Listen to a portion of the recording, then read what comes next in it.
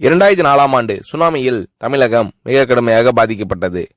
2004இல் சுனாமியில் தமிழகத்தில் மட்டும் 6065 பேர் இறந்தார்கள். 88 கிராமங்கள் நிலைகுலைந்து அழிந்து போனது.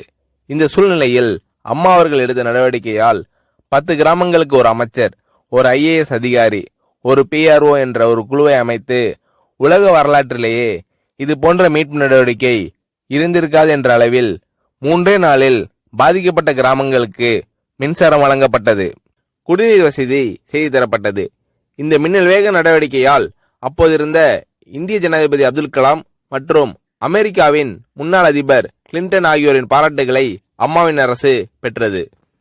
அழுத கண்களை துடைக்கும் கரம் கொண்டவர் அம்மா அவர்கள். ஆண்டவன் யாரோ ஒரு நபர் மூலமாக வருவார்.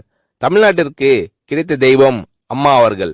சுனாமியில் பாதிக்கப்பட்டவர்களில் 40 பேருக்கு 2 குழந்தைகளும் சுனாமியில் இறந்து விடுகிறது. அந்த 40 பேரும் ஏற்கனவே கருத்தடை ஆபரேஷன் செய்திருக்கிறார்கள்.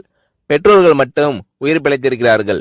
உயிர் பிழைத்தவர்களுக்கு இனி குழந்தை கிடையாது என்ற நிலையில் அவர்களுக்கு கருணைவு ஆபரேஷன் செய்து அவர்களில் பல பேருக்கு குழந்தை பிறந்து அந்த குழந்தைகள் இன்று பள்ளிக்கு சென்று கொண்டிருக்கிறார்கள்.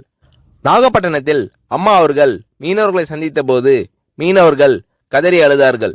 அவர்களிடம் அம்மா அவர்கள், நான் இருக்கிறேன், நீங்கள் கவலைப்படாதீர்கள், இழந்து போன உயிரை தவிர மீதி அனைத்தையும் நான் உங்களுக்கு தருவேன் என்று அவர்களுக்கு தேவையான அனைத்து உதவிகளையும் செய்து தந்தார் அம்மா அவர்கள்.